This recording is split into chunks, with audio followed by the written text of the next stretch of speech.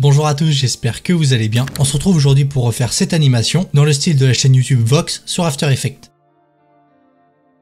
On commence tout de suite, donc pour démarrer je vais venir créer une nouvelle composition. Donc je me rends en haut ici, composition, nouvelle composition. Ici je peux la renommer, donc je vais l'appeler main comp. Pour les dimensions je mets du 1920 par 1080, le framerate je laisse à 30 images et la durée de la composition 10 secondes c'est très bien. Ensuite je viens cliquer sur OK. Maintenant pour faire mon background je vais venir créer un solide. Donc pour ça je viens ici, clic droit, nouveau, solide. Ici je peux le renommer, je vais l'appeler background. Ici je garde les mêmes dimensions que ma composition et pour la couleur je vais venir la changer. Je vais prendre du jaune pâle et une fois sélectionné je viens cliquer sur OK juste ici. Et je viens confirmer mon solide en cliquant sur OK. Maintenant je vais vouloir donner une texture de papier à mon background. Donc pour ça je vais importer une texture de papier dans ma fenêtre projet. Je peux lui créer un dossier, donc clic droit, nouveau dossier, je vais l'appeler image. Je glisse mon image dedans. D'ailleurs je peux ranger ma main composition dans le dossier comps. J'ouvre le dossier image, je glisse l'image dans ma composition. Ici j'appuie sur S pour afficher les paramètres d'échelle, je réduis l'échelle. Ensuite pour récupérer la couleur de mon background je vais venir modifier les modes de fusion. Donc si jamais vous n'avez pas les modes juste ici, vous faites clic droit, colonne et vous venez activer mode. Donc là je vais changer normal pour mettre multiply. Et pour que la texture soit un peu moins présente je vais venir modifier l'opacité. Donc j'appuie sur T et je vais passer l'opacité par exemple à 50%. Maintenant je peux venir fermer les paramètres. Maintenant je vais vouloir créer une grille. Donc pour ça je vais créer un solide. Donc clic droit, nouveau,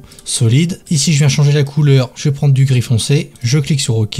Ici je vais venir changer le nom, je vais l'appeler grid 1. Je garde la même taille que ma composition, je viens cliquer sur OK. Ensuite je vais venir lui appliquer l'effet grid. Donc si jamais vous n'avez pas le plugin FX Console comme moi, vous venez ici dans la fenêtre d'effets presets et vous cherchez l'effet grid. Ensuite je vais me rendre dans le panneau d'effets contrôle. Ici size form, je vais passer en width slider. Ici je vais venir modifier la largeur pour l'augmenter un peu. Je descends un tout petit peu, la couleur, je vais mettre du noir, je clique sur OK. Et ensuite je vais venir modifier l'opacité pour la passer à 10%. Ensuite pour donner un côté imparfait à ma grille et éviter d'avoir des lignes bien droites, je vais venir ajouter l'effet de turbulence displace. Donc pour ça je vais dans le panneau d'effets presets, je cherche l'effet turbulence displace. Une fois trouvé, je glisse et je le dépose sur ma grille. Je me rends dans le panneau d'effets contrôle, displacement, je le passe en twist. Le montant ici je le passe à 15 et la size ici je vais mettre 3. Maintenant je vais vouloir que ma grille apparaisse seulement sur une partie de mon plan. Donc pour ça je désélectionne bien mon calque juste ici. Je viens prendre mon rectangle tool, je dézoome un peu. Ici je vais venir dessiner un rectangle sur la partie de mon plan où je souhaite que ma grille apparaisse. Donc juste ici c'est très bien. Je repasse ici en fit. De toute façon je pourrais l'ajuster juste après si mon rectangle n'est pas bien fait dès le départ. Ensuite je vérifie bien ici que j'ai pas d'astroid d'activer et que fill color j'ai bien solid color d'activer. La couleur ça n'a pas d'importance. Maintenant je peux venir le renommer. Donc pour ça clic droit renommer.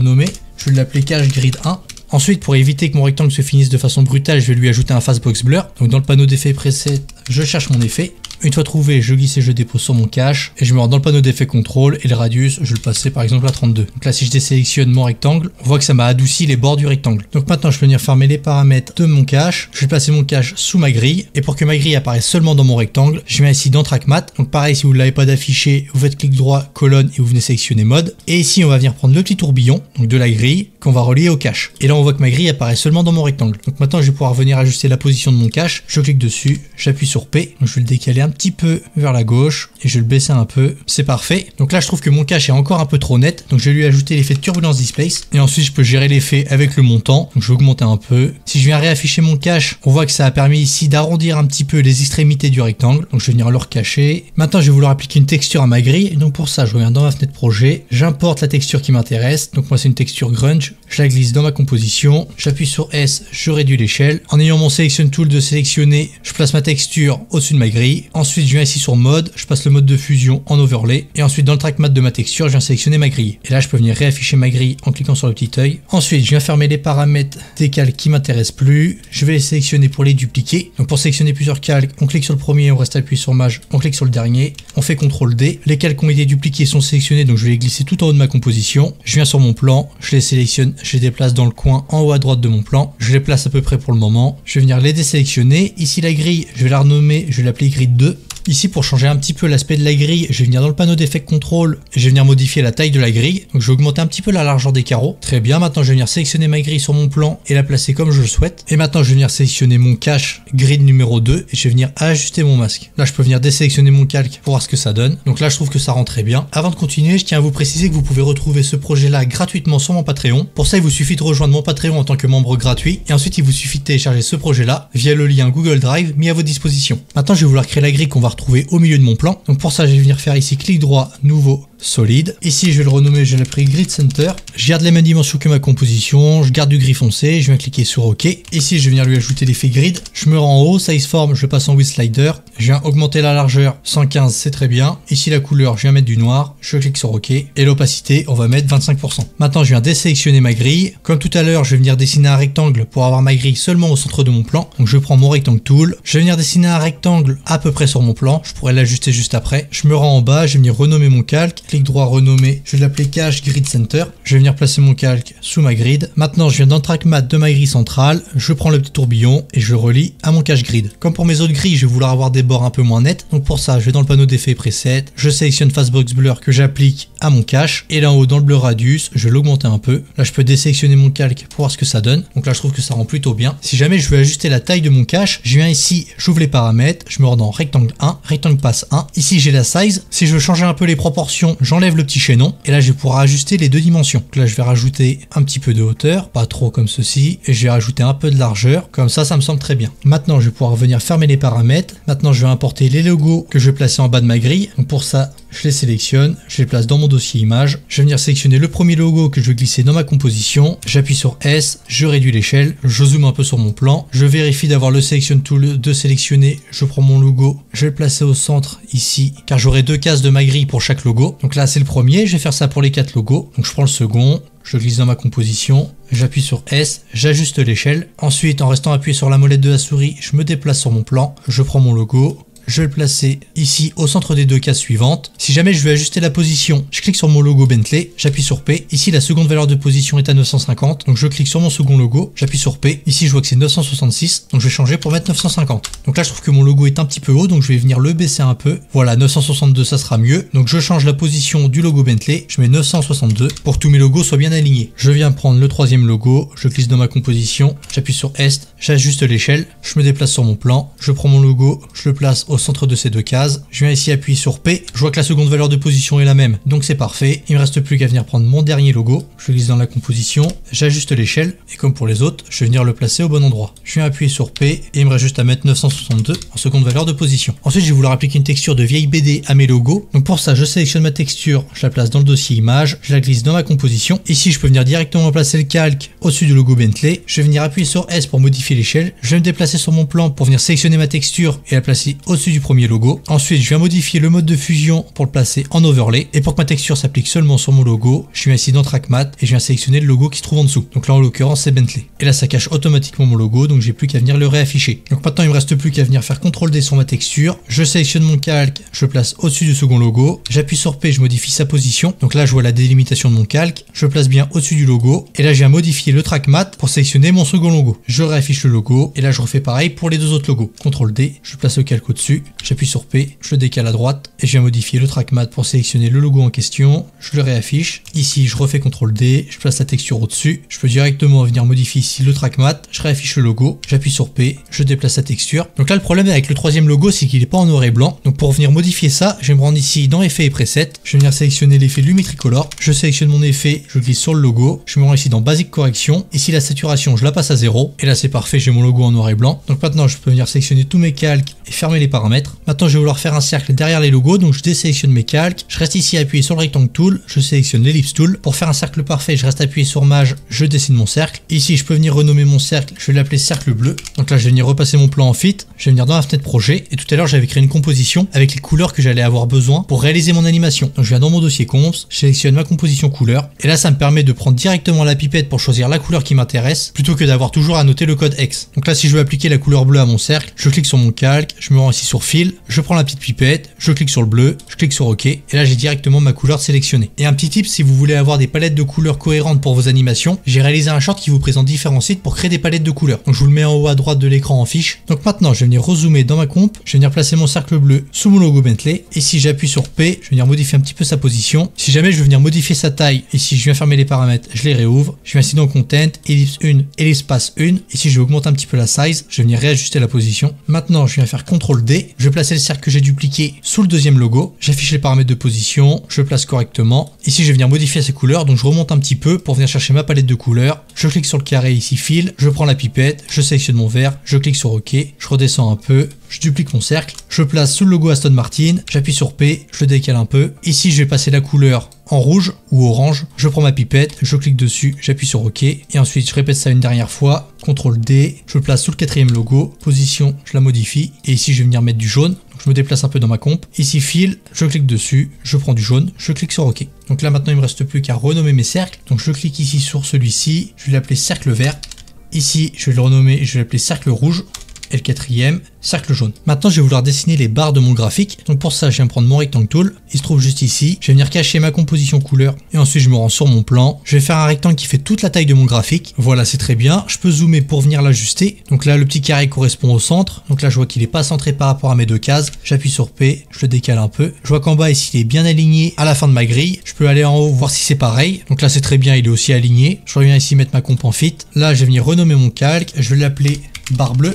Je vais placer mon calque au-dessus des calques qui concernent ici Bentley. Donc ça va être juste ici sous le cercle vert. Maintenant je peux venir changer sa couleur. Donc je clique ici, je prends la petite pipette, je sélectionne le bleu, je clique sur OK. Comme pour mes logos, je vais vouloir lui appliquer la texture de BD. Donc je prends ici Comic Vintage, je place l'image au-dessus de ma barre bleue. Je vais réduire un petit peu l'échelle. Je vais venir modifier sa position pour l'aligner à ma barre. Je viens ici dans le trackmat de mon image, je sélectionne la barre bleue, je peux réafficher la barre bleue. Et là pour récupérer ma couleur, je vais modifier le mode de fusion de ma texture. Donc je viens ici modifier normal pour le passer en overlay. Et maintenant ce que je peux faire pour arriver à mieux m'y retrouver dans ma composition, c'est venir modifier la couleur des calques qui concernent Bentley et les passer par exemple en bleu. Donc pour ça je sélectionne ici cercle bleu, je reste appuyé sur Mage, je viens ici jusqu'à sélectionner ma texture, car juste après ici les calques concernent le second logo. Je viens ici cliquer sur le petit carré de couleur et ici je vais passer par exemple la couleur des calques en cyan. Je sélectionne du cyan et non pas le bleu ici qui se trouve au-dessus, car le bleu qui se trouve ici c'est pour les calques de forme. Donc je préfère prendre généralement des couleurs qui sont pas utilisées par les calques de base d'After Effects. Maintenant je peux venir fermer les paramètres de mes calques cyan, je les désélectionne. La barre bleue ici je peux venir faire CTRL D pour la dupliquer. Je vais placer le calque au-dessus des calques du deuxième logo, j'appuie sur P, je vais venir modifier sa position. Donc là je peux zoomer pour arriver à bien l'aligner, parfait. Je repasse ici en fit. Ici je vais venir renommer mon calque, je vais l'appeler barre verte. Ensuite je viens ici chercher la texture.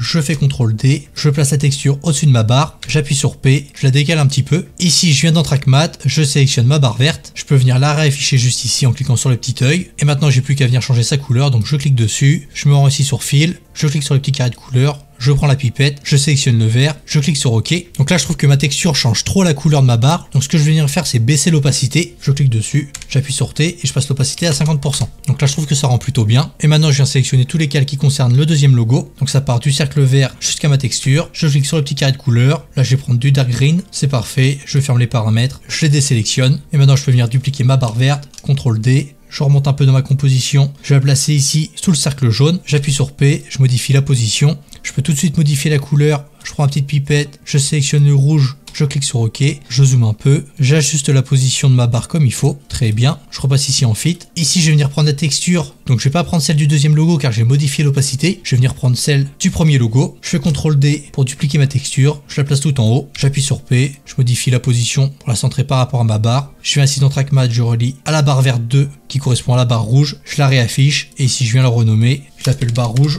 Je clique sur Entrée, je sélectionne tous mes calques qui concernent Aston Martin et je vais venir passer la couleur des calques en orange. Je ferme les paramètres et maintenant il me reste plus qu'à répéter ça une dernière fois. Je duplique la barre, je la place tout en haut, je peux la renommer direct, je l'appelle barre jaune, je viens en haut modifier sa couleur, je prends la pipette, je sélectionne le jaune, je clique sur OK, je modifie la position, je zoome et j'ajuste la position, je repasse ici en fit, je duplique la texture.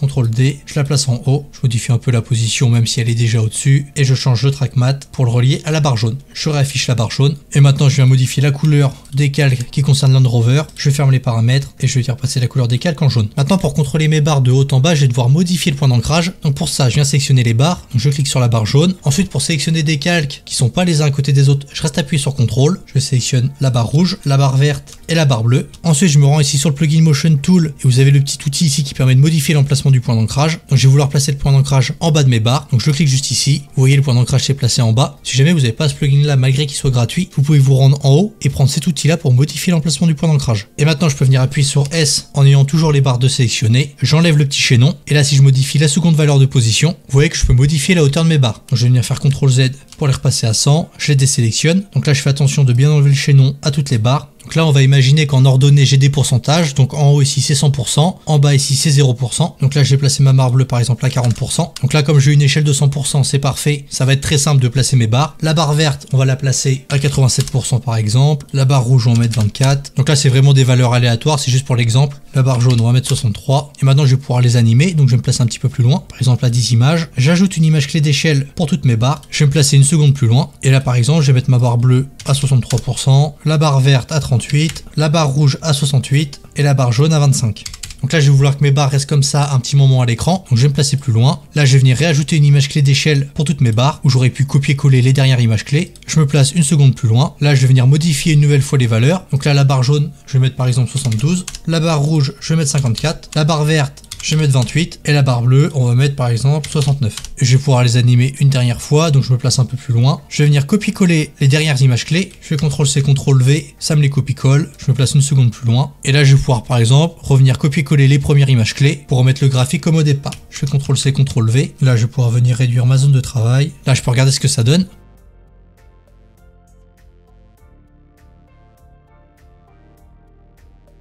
Donc là moi comme c'est un exemple j'ai pas de voix off, mais si j'avais voulu réaliser cette animation pour illustrer une vidéo, j'aurais ajusté mon animation pour qu'elle colle à la voix off. Donc là on voit que mon animation est bien fluide, mais moi j'aimerais donner un effet un peu saccadé au déplacement de mes barres. Donc pour ça je vais vouloir modifier le nombre d'images qui apparaît par seconde. Donc pour réaliser ça on va venir en haut, on va venir cliquer sur Layer, nouveau Adjustment Layer. Ensuite je me rends dans le panneau d'effets et presets, je vais venir chercher l'effet Posterize Time. Une fois trouvé, je glisse et je le dépose sur l'Adjustment Layer. Je peux venir le renommer, clic droit, renommer, je l'appelle Posterize Time. Et ici, le framerate, je peux venir le modifier. Donc moi, généralement, j'aime bien mettre 6 ou 4. Donc là, je vais essayer avec 6. Je me place au début de ma comp et je la lance.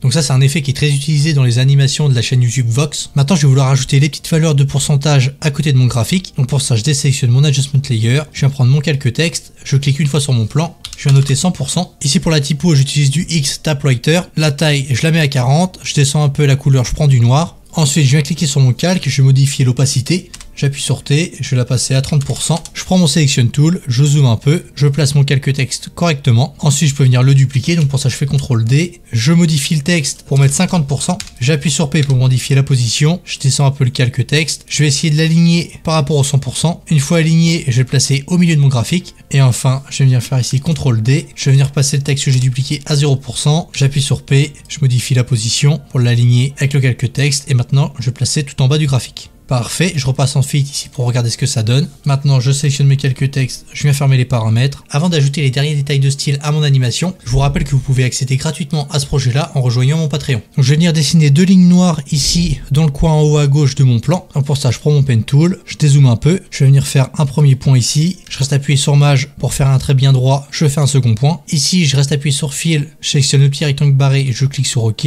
La stroke, je sélectionne Solid Color, je clique sur OK. Ici, la stroke, elle est en noir à 4, c'est très bien. Je vais venir renommer mon calque, je vais l'appeler ligne 1, je repasse ici en Fit. Ensuite, je vais vouloir affiner ma ligne d'un des deux côtés. Donc pour ça, j'ouvre les paramètres de ma ligne, Content, Shape 1, Stroke 1. Je viens ici dans Taper, et ici la valeur de Start, je vais la passer à 25%. Très bien, je viens fermer les paramètres. Donc là, on voit que ça a affiné ma ligne juste ici, et je vais venir modifier l'opacité, je vais la mettre à 10%. Maintenant, je vais venir en faire une seconde. Donc je fais un premier point juste ici, je reste appuyé sur Maj, j'en fais un second. Je vais le nommer ligne 2.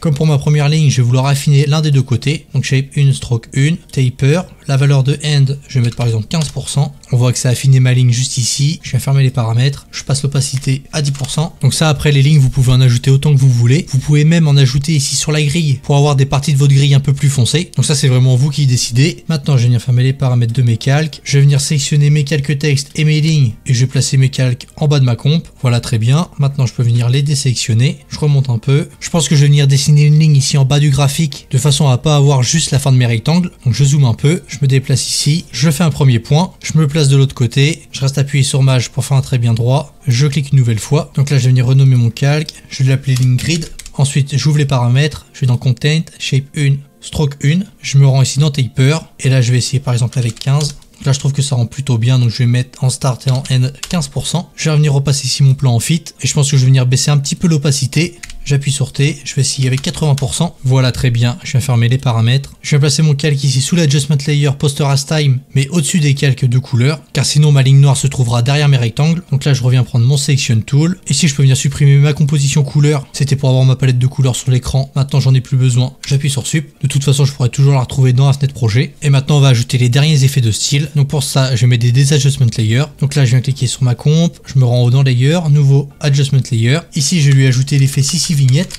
Je fais clic droit, renommer, je le renomme du nom de mon effet. Et ensuite je me rends dans le panneau d'effet contrôle. Et là je vais juste venir modifier le angle of view. Très bien, maintenant je vais venir réajouter un adjustment layer. Layer nouveau, adjustment layer. Et cette fois-ci, je vais venir appliquer un effet d'aberration chromatique. Donc je vais choisir le VR chromatique aberration. Donc il me semble qu'il est disponible de base sur After Effects. Ici le fall off distance, je vais le passer à 6. Et ensuite l'aberration red, je vais le diminuer un peu, je vais essayer avec moins 3. Ok, et l'aberration bleue, je vais le mettre par exemple à 3. Voilà, très bien, pour avoir quelque chose de vraiment léger. Je viens renommer mon adjustment layer en VR chromatique aberration, et je vais venir ranger mes adjustment layers car l'ordre a une importance. Donc l'effet poster as time, je le place tout en haut, ensuite je place l'effet vignette et enfin l'effet d'aberration chromatique. Et voilà, l'animation est à présent terminée. Voici maintenant le résultat.